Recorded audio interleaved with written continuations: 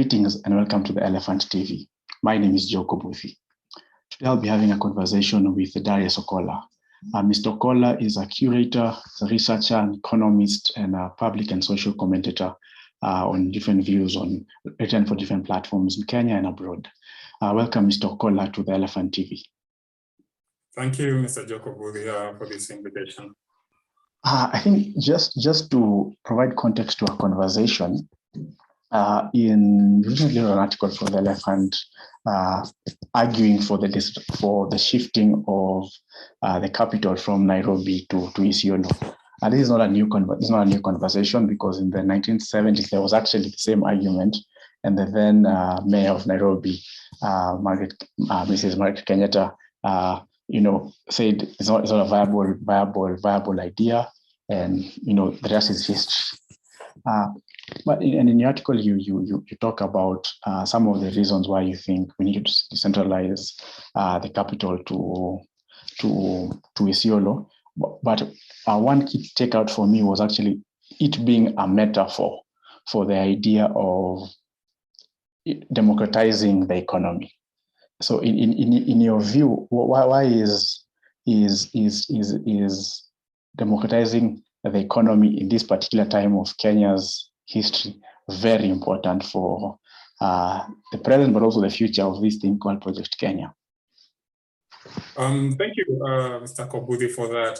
There are certain conversations, and I think you actually mentioned some of them, that as far back as the 1970s, there was a conversation around should we keep our capital here?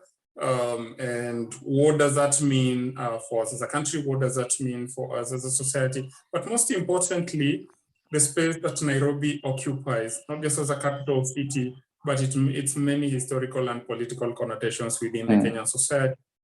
But much more importantly, or should I say fast forward to around the mid-2000s, certain sections of the society who are fundamentally involved in conversations around urban planning and architecture and just general provision of infrastructural services in the society began to deliberately and vocally essentially speak into this conversation and say, we need to begin to seriously think about moving this capital. Now, one of the things that happens immediately after that conversation, barely 4 months later, is what we call the post-election violence. And a number of conclusions that came out of the post-election violence, one of them being the fact that Nairobi barely had, this is a city of 4 million people, barely had 5 major exits. Same conversations about Kisumu. And part of the occurrence of the violence that happens in 2007 laid the groundwork for conversation around how much we've centralized our national reality, And just to mention some of those things, Nairobi controls about 22% of the country's GDP. About two-thirds of the Kenyans ultra-wealthy, so to speak, live in actually 75%, which is 3/4 live here in Nairobi. And many other stats that can be alluded to the fact that we had centralized so much that both Nairobi, but also the imperial presidency with its seat in Nairobi, had become such a matter of life and death that communities, regions were willing to go to war in 2007, just if not for anything to secure a bit of the crumbs of the presidency and by extension the economy. So the decentralization conversation is, there's historical dynamics to it, but most importantly is the fact that it spoke into how we had created this structure that was not sustainable in the society, because if 10% of the Kenyan population is here, yet 3/4 of the ultra wealthy feel they cannot literally survive outside of this city, and 22% of the GDP is here, that sets you up for a significant risk factors. In case of a pandemic like what we had with COVID-19, in case of, God forbid, an earthquake, in case you need to do some kind of evacuation of a city like this, and not even just from a crisis point of view, but even just in terms of opportunity, you end up cramping up a significant portion of your intelligentsia within about 4,800 something square kilometers. And yet there are many flanks of this country that are so much opportunity that lacks the kind of intellectual capital and the infrastructure to match it to enable the country to literally develop. So the centralization has had a negative effect. 2007 showed us that, literally it wasn't sustainable. And I think that gave impetus to me bringing back this conversation, basically. So you're right. So the argument around decentralizing, but also because there are two arguments in this regard. One, there's the argument which was a Southern Kenya conversation around post-election violence, 10% of the population in Nairobi, 22% of the GDP. But then part of the Isiolo conversation was also a conversation around how do you bring Northern Kenya, which has been a region that has been marginalized pre and post-independence, how do you bring it to the fold? Speak more into that. I think the critical dynamic to that is Isiolo, as you've mentioned, is simply a metaphor. It could be literal in terms of some of these functions could move there. We already have an international airport there. The Lapsset corridor literally cuts through the town, going all the way to Turkana and to the neighboring countries of Ethiopia, South Sudan, and northern Uganda, and the northern side of the Republic of Uganda. And so Isiolo is literally a sort of a centerpin to this conversation in terms of there are many functions that we've domiciled within this city that needed to be moved out. And devolution solved a bit of that, in terms of taking resources to local communities in ways that we are able to activate local intelligentsia, we're able to activate local capital within these spaces. But also, most importantly, there's a space in this conversation that we didn't go far enough, in my view. I think, for example, some of these parastatals stuck in Upper Hill are literally need to be moved out of this place. What are some of these agricultural parastatals doing in Nairobi? When literally the biggest schemes, rice schemes, maize schemes, cotton schemes, pyrethrum schemes, sisal schemes, wheat, tea are literally hundreds of kilometers from here. I mean, there's a place for, we could have gone much further with a far greater benefit to this. And so Isiolo simply is, as I said, a linchpin into this conversation. But more importantly, I mean, we know the Northern Frontier District and the dynamic that went into that, the marginalization that came with that, the use of the region as a buffer to essentially ensure that the British colony in the south was protected from the Germans and the Italians in the north who are colonizing the countries of Kenya. But most importantly, immediately after that, you have the self-determination issues that come up. These are historical dynamics to it. You have the conversation about the shifters and the fights they had with the government. And of course, that part is the marginalization of the area. But now we're at a space where we are saying, we do have the northern corridor going up, which means the country, we are embracing the fact that the northern side of the country needs to be opened up for many reasons, cultural reasons, geopolitical reasons, demographic reasons, generational reasons, economic reasons. Right now, you look at Nairobi, despite controlling about 21.722% of the GDP, there's still a challenge in the fact that almost 2/3 of the people living in this city literally live in informal settlements. And you have, significant, jobless numbers in this city. And of course, that creates a generational dynamic because it's mostly the young people who do not have these opportunities. And of course, we can tie that to the challenges that have come with this government since 2013, the amount of debt we've gotten into. We've pretty much maxed out our taxation capacities. Moving north, in a way, is both symbolic, it's historic, but it's also generational in terms of the northern corridor passing right through Isiolo creates the opportunity to open up social and economic mobility for a lot of millennials and the Gen Zers, basically anyone under 35 or under 40 in this country, depending on how far you go with it, to send them north, to open schools there, to open hospitals, to open new towns, to essentially explore what the North could have been if we had a deliberate development focus outside of Nairobi. You mentioned, the millennial conversation. So there's a sense that there's a generational shift. And in that sense, there's also a power shift.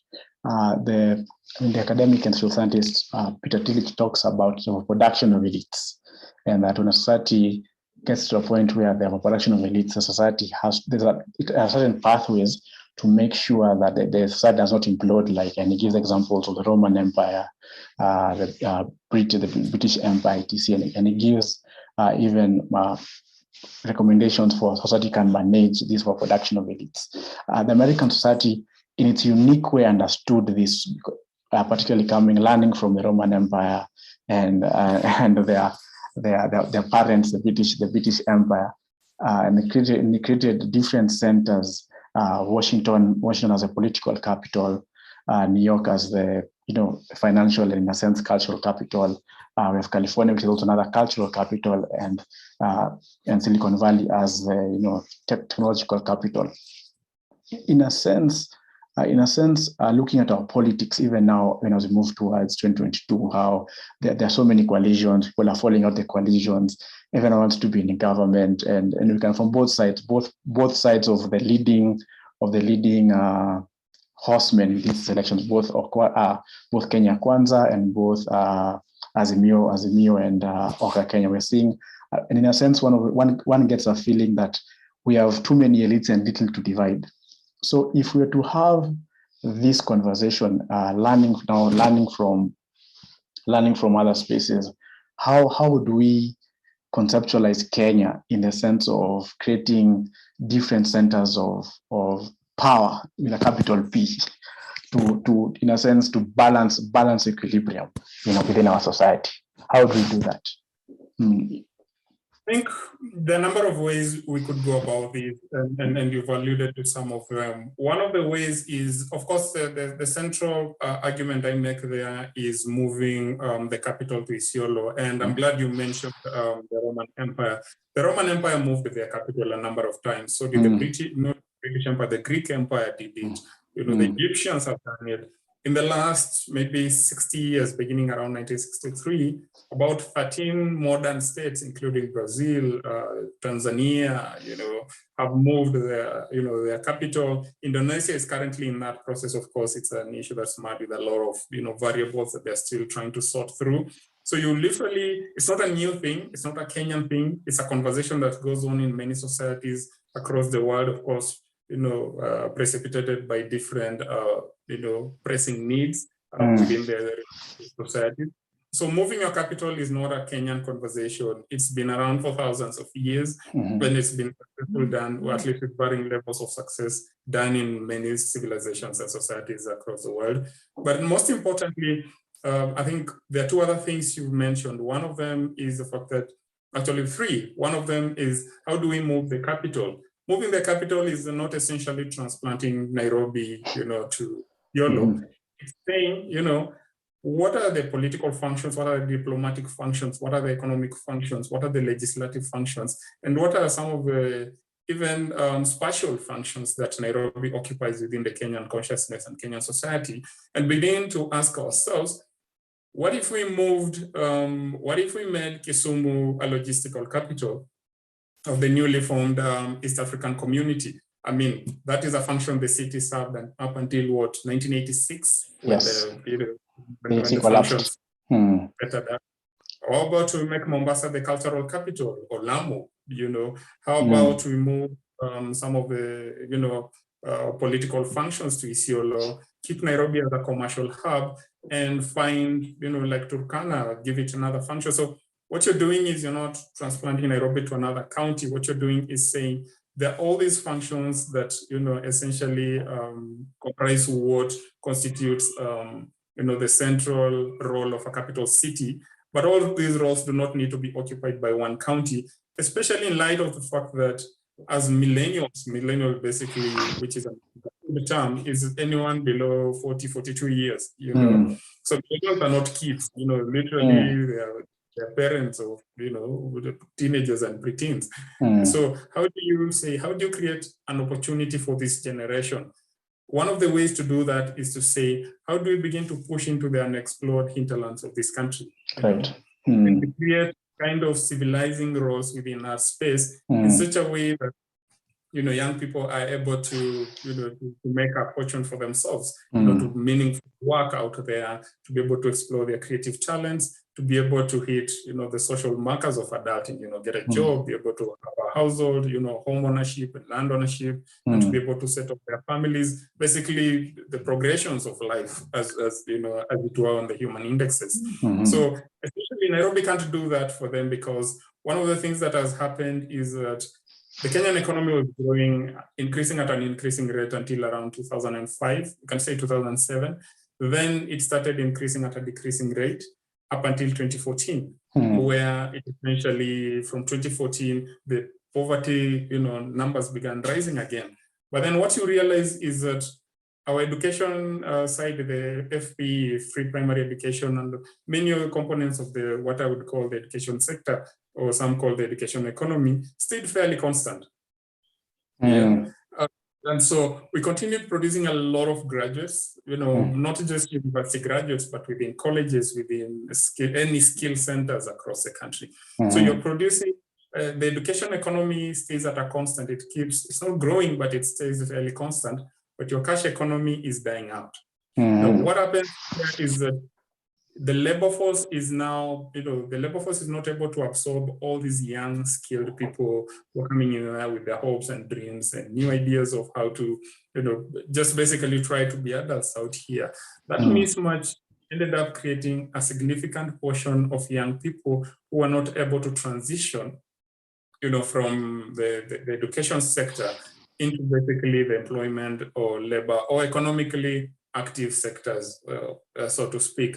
Right. Now, where are these people? They're here. They're young, they're brilliant, they're frustrated, and you see clusters or pockets of them mostly on Twitter and Facebook, very young, very rabid, very articulate, and the knee-jerk reaction among, and especially see this among the civil society, some of the civil society spaces and some of the people within the corporate spaces, to say, deplatform these people, get them out of Twitter, ban them this. But these people are here, they are stuck within the Kenyan society, they have an ideas, they live among you. This is a social phenomenon that you can't wish away by merely getting this platform. You have to ask yourself, what do you do with this subculture that you've created of young, brilliant, frustrated, articulate young people? Open up them up. I hear you.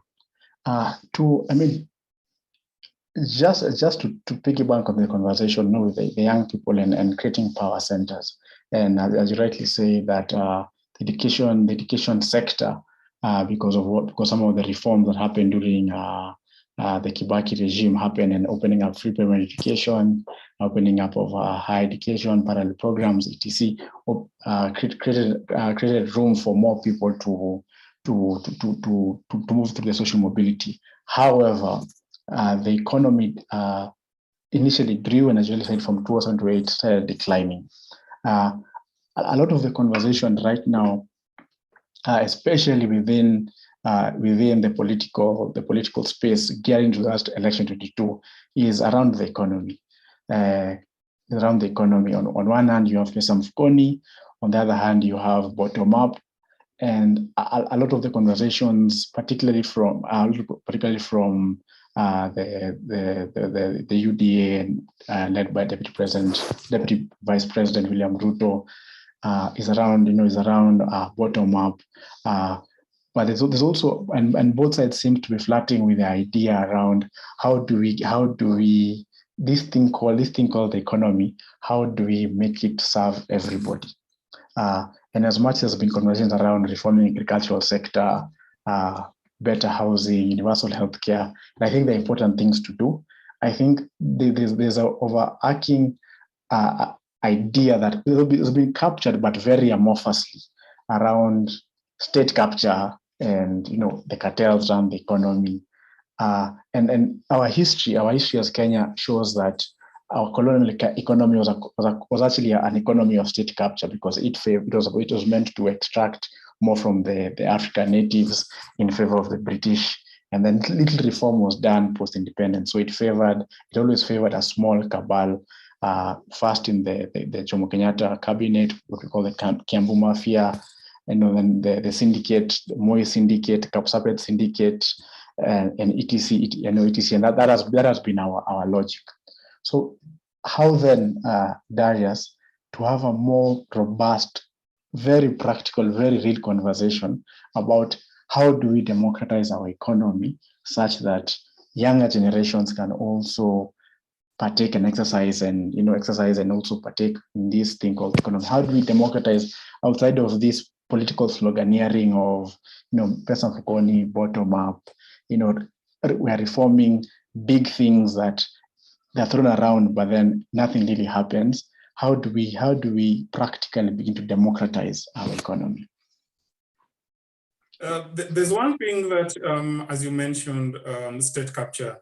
One thing that needs to be understood, and I don't know who advises these so-called elites in this country. You cannot, state capture is, its import notwithstanding, whether it's the narco cartel drug capture that you see in like Latin America, whether it's the kind of military kind of militarized state capture you see in pockets of Southeast Asia. You cannot effect and control a model of state capture within a country or a city-state or whatever enclave you're dealing with when the population goes beyond a certain number, which is about, I think, somewhere between 3 to 5 million. So there's a reason state capture failed in South Africa, for example, as we saw it. Anybody entertaining the illusion that they can run a quasi-monarchy kind of, state capture in this country, they need to start reading. They need to consult, honestly. Just being brutal with this conversation. The idea that you can have a dozen or so of you perpetuating some sort of political incest, into infinity, it's delusional, because when you have a population of 50 million, you have to get to a space where you have to begin to ask yourself, how do you effectively guarantee within your country as much opportunity for as many people as possible? The idea that you can simply look people into, you say jump and they'll say how high, is not something you can sustain. And I think a lot of the so-called Kenyan elites are learning that pretty, fairly quickly right now.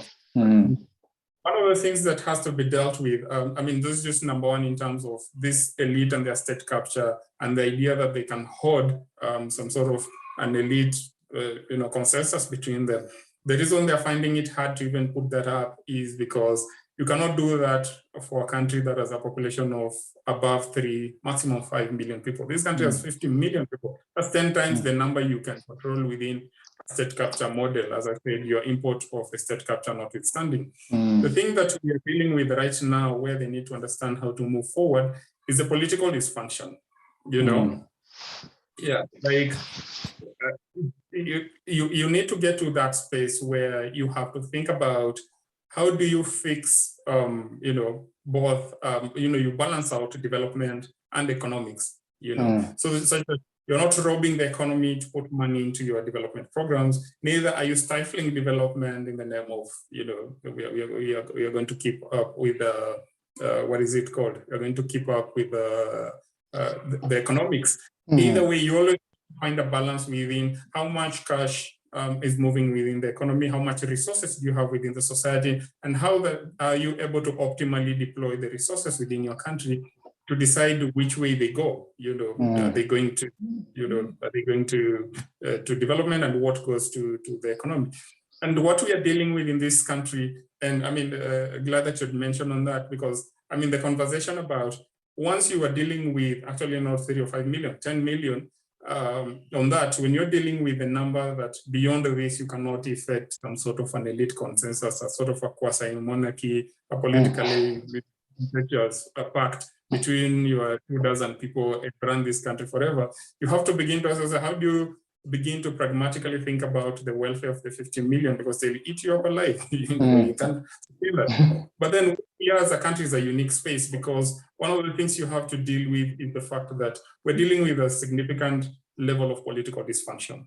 And the political dysfunction is affecting the economics, because the economics as a field, it's not even a discipline. Economics in itself is as a public interest, understanding of society is a very political, kind of profession, because you are dealing with what resources are there, how do you balance the interests of the various people within the entire resource matrix to ensure that you're building a society that essentially is, as healthy economically and socially as possible. So when you're dealing with the kind of political dysfunction we've had to deal with in the last, should we say, 9-10 years, you lose an element of your economics. You cannot sustain a robust economy within the kind of political dysfunction where some fundamental economic decisions are said to have been made over dinner tables and deliver projects that are some of the most expensive on earth with very fuzzy return on investment, so to speak. And so this is something that, generally we have to think about. Generally, we have to decide, where do we go from here? But most importantly, the way to go from here is to, we've exhausted our taxation, basically. We are racking in good numbers, but it's a significant cost to the economy, to economy and development. We've basically, maxed out many of our revenue spaces. So what are we supposed to do? The biggest asset that we have as a country, given we are in such a distressing space right now, is to bank on political dividend. So whoever comes in, whether it is the bottoms up people or their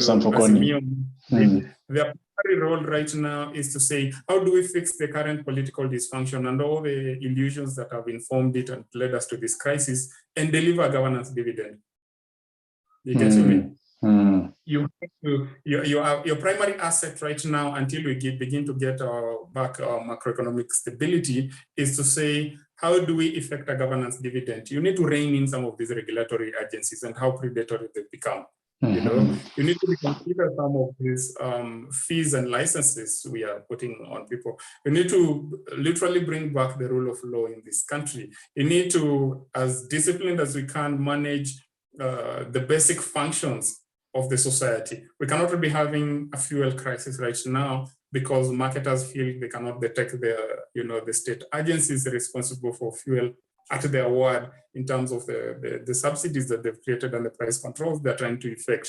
You need to be able to get to a place where, the political capital and the social capital you've built is so robust that lenders and creditors and the business community and some of the people within the development space and the import-export spaces are confident enough that we can hold this government to its word. If they tell us they're going to remit the monies that we are involved in these fuel subsidies, that they will do that within the respective times that we have agreed upon.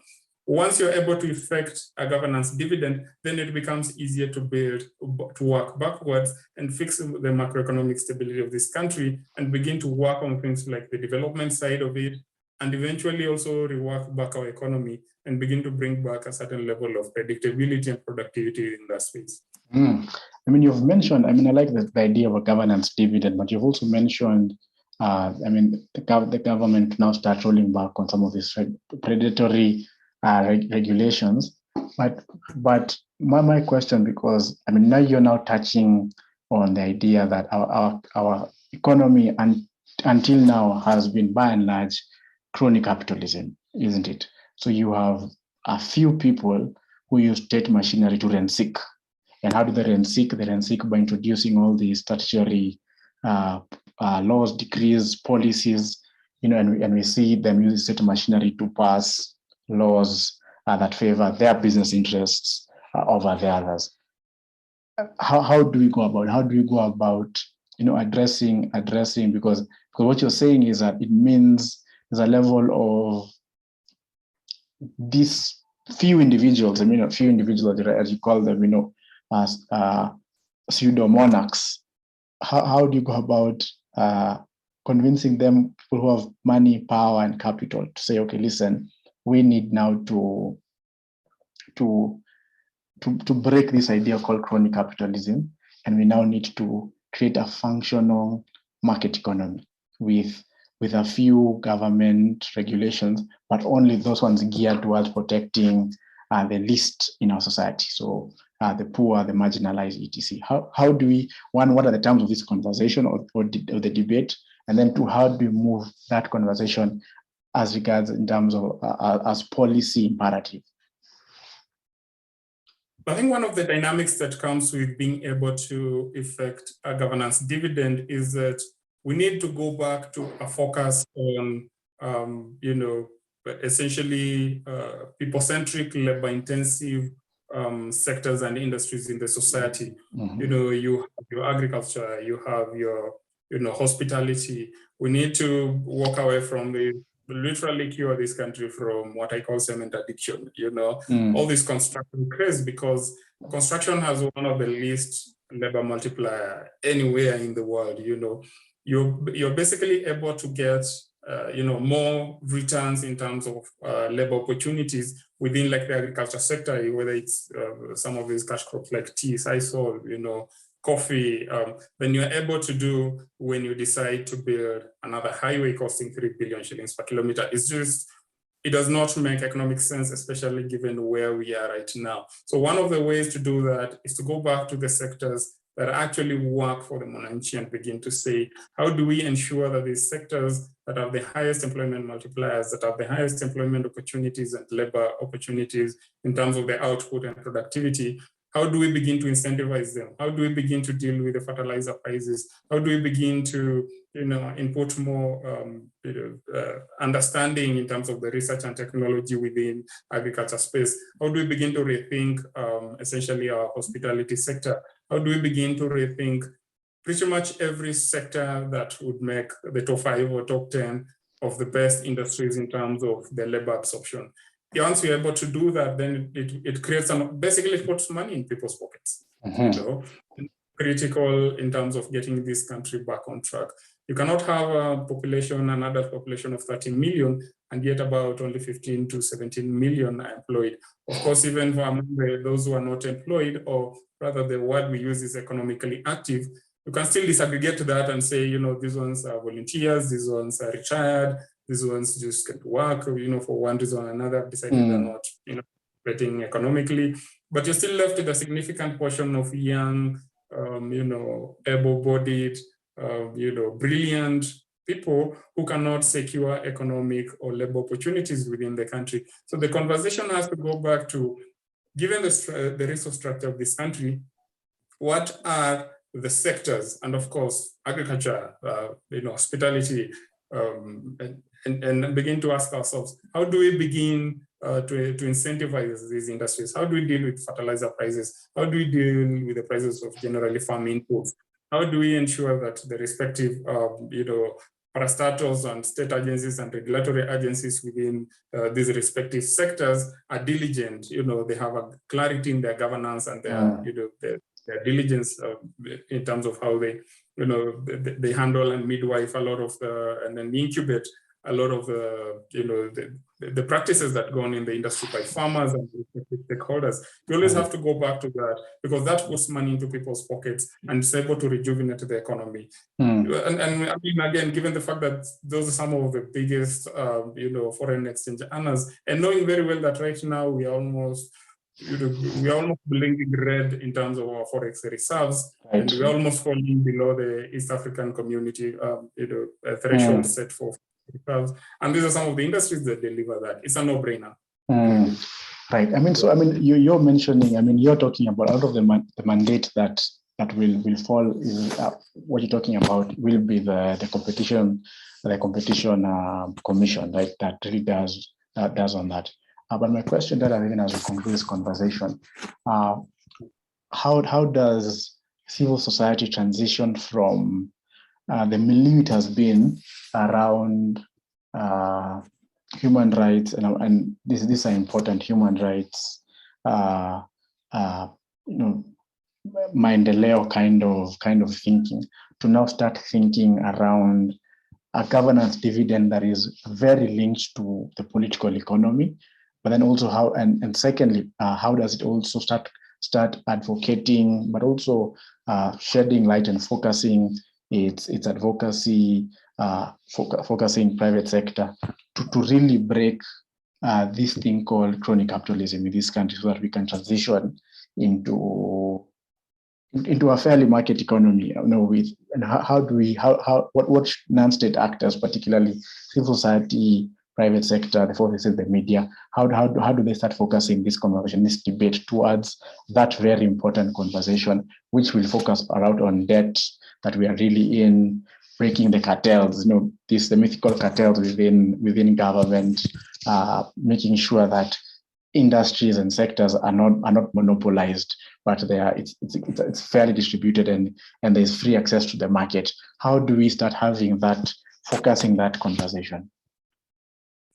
I think one of the things that happened in that space, and it's not entirely, and especially given the conversation about where Nairobi has been, not just as a capital, but as seat of government, and how that has fed into, for example, the debt conversation, and how, for example, the entry of players from the Far East sort of shifted how the state deals with like a lot of the non-state actors. Right. Because we know, like 1980, what we've had is a civil society whose role essentially has been to check the government, and of course it's morphed into different ways, of course, playing very different roles within the community, both political accountability, governance questions, economics, gender, and all these conversations feeding into it. But much more importantly is the fact that when the East came into the fold, they changed the mathematics of that. They said, we are coming here to tell you how to run your countries. We're not telling you how here to maintain fiscal discipline as a state, but also among some of the non-state actors. What you're doing is we are coming here basically to trade, And of course, that is, on the surface, it's much more complicated behind the scenes. But then what they say basically from aid to trade. And what you see happen is that a lot of what we used to call development partners also adopted a bit of that posture and began to say from aid to trade. Basically everything went through the commercial dynamics of it, but we forgot that, these taxes eventually, the decisions made around them are around the political economy. So you cannot walk away from the governance question. You cannot walk away essentially from, the dysfunction that created in this place and the use of like aid and some of the functions of aid to plug some of these state dysfunction, and then have some bigger countries globally play helicopter parenting for some of our smaller African states. So what we're dealing with at this point is the non-state actors have to begin to define their place within a public sphere where accountability comes in from some of the most unlikely of spaces, from Twitter, from WhatsApp, from some of these tech platforms, and the democracy of the sense of at least informational democracy that they've created in that space. I think that a lot of these non-state actors have to reckon with what they've had to do over the years, but also most importantly where they are right now, begin to ask themselves, if this is where the state is with all its dysfunction and the need to reform it, what role do we then get to occupy in there? Should we then transition from, not from aid to trade, but from, some sort of this political accountability question through, activism and protest to a place of, for example, public scholarship, which is something that has been growing in this country over the last, 5 years or so? Well, it's been around for much longer, but it's taken on a very interesting dimension in the last few years. A lot of public scholars have come up in that space, who for the most part, used to, work in that space from a position of, activism throughout the 90s and the 2000s. And that created a unique opportunity for them to begin to say, do we then, instead of focusing on public accountability through maybe critiquing or through, trying to run through the books, but also expand that to get to a place where we become thought leaders in terms of what the political economy of the future would look like. So for example, conversations like what we are having about where the capital currently is and where it could be, or how we can disaggregate rather the functions of a capital to different cities as part of the conversation we started in 2007 in terms of decompressing the center. These are some of the conversations that some of these non-state actors should actively step into. And I mean, to be really honest, they played a role in it. They played a role in devolution, which was one of, that evolution. They played a role in some of the development that have happened in a city like Kisumu, where, a lot of resources were poured into because there were certain structural issues within the urban, anthropology of Kisumu that predicted to the kind of violence we saw in 07, and some, changes have been put into that space, deliberately engineered by some of these non-state actors. Has it been done properly? There are questions to be answered there, a whole different conversation. But most importantly, the next frontier that is almost open, and especially in a country like Kenya right now, for a lot of these non-state actors, is to play thought leadership. Yeah. But then I like the broader big picture around thought leadership. But then how does thought leadership focus squarely? Because right now the zeitgeist of the collective psyche, I mean, in my opinion, is really around bread and butter. I mean, just to, I think that the barometer did a study sometime in 2020, 2021, and the main issues that most Kenyans are focusing on is increased cost of living, access to unemployment, and then I think the third was corruption. All these are tied to issues of bread and butter and what the collective buy now. People are now obsessed with things. They don't just want roads, but they also want the cars to go on the road. So rightly so, it's thought leadership. But then how then does thought leadership move into the space of addressing the issues of that we have an economy that by design was designed for a few people to take all the spoils and everybody to watch? How? Because I think that comes now full circle, saying that is making Isiolo city as a metaphor for rethinking development is really taking the thing upside down and saying, okay, how do we reverse this notion of development and development in this country, and saying, okay, even as we are moving thought leadership, how do we send it and focus it towards breaking crony capitalism? We look at certain industries, certain sectors. You can see that entry, the barriers of the economy, entry and exit are controlled, not because the state is concerned about the human minimum of the lesser people, the poor, the marginalized. It's because successive governments have realized this is how you control certain key sectors of the economy so that a few people can get enriched. So how then do we provide thought leadership moving forward as non-state actors towards this very, very key question that all Kenyans are thinking about? Yeah, I mean, definitely, as the former American president in the 90s would say, it's the economy stupid. People need to eat.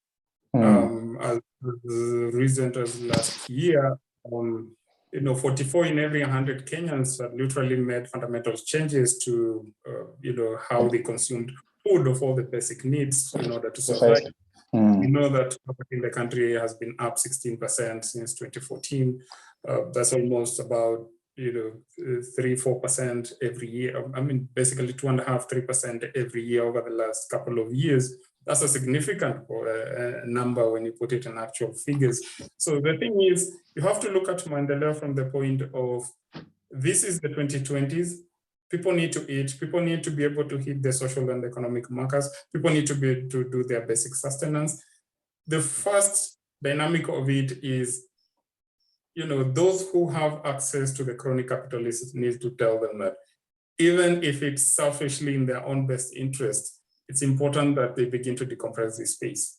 You cannot have a cluster of young, frustrated, educated, articulate people with access to cheap internet out there, articulating things the way they're doing, and you think you can be tone deaf to that for a decade. You need to find a way to, not reluctantly, but deliberately, diffuse, this, sort of very stifling economic environment you've created. So it's important that the chronic catalyzation of, and centralization of some of, a significant portion of our political economy, whether through parastatals and through some of the state agencies. It's important that you have that conversation, not just geographically, but even fiscally, in terms of, how much these cartels are able to walk away from some of these parastatals.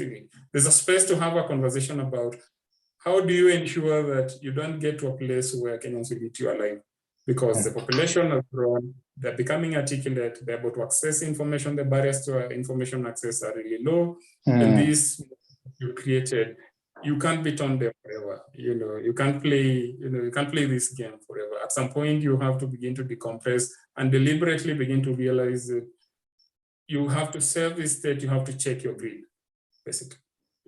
And you have to, fix your fiscal indiscipline and and all the impropriety that goes with that.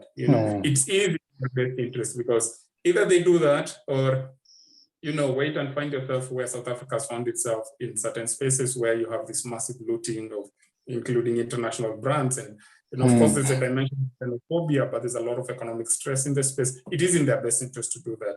The second space for that is a conversation for non-state actors to begin to effect greater participation within the political economy and the spaces that are provided for that, including public participation. I mean, imperfect as these systems are, the space to join in there and say, this is what we think is important for Kenyans. This is what I think can be effected within this financial year. This is how we can prioritize this thing in the short run. This is how to ensure that the Monanchi is able to speak into whatever budgets you're coming with at the ward level, or the constituency, whether it's at the county level. The idea that SAMO can politically rig all these public participation models to ensure that your vendor-driven projects get to succeed. And so it's not just the elites in terms of the national elites to whom it's imperative to have this conversation. Even those below them need to begin to have this conversation. And there have been instances across the country where, when you do this crony capitalism for far too long, you end up with a state that has to become so securitized, to even protect the of these so-called elites. So it is in the interest of everyone who's within a certain level of political dynamics to begin to ask themselves, is what we are doing sustainable? You can get away with it because of how we framed this crony capitalism, but is it sustainable over the long term, for example? So, for example, you look at conversations started by one segment of the current political persuasions, and it's scaring people. It's scaring people because you have the borders saying, we'll come for you. You have a lot of blue collar saying, we'll come for you. And then you can say, it's unfair, why should they come for my money? Why should they come for my capital? Why should they come for my assets? But you see, the public itself is not a rational space. It's an irrational space. And when the resource structure and the economic framework you've built feeds that kind of irrationality, all they need to be told is, they're hustlers, those ones are the rich, you are going for them, and bam, a crisis. Yeah. Thank you, Mr. Okolla, for taking your time to just share your insights and reflections here at the Elephant. Asante sana. You're welcome.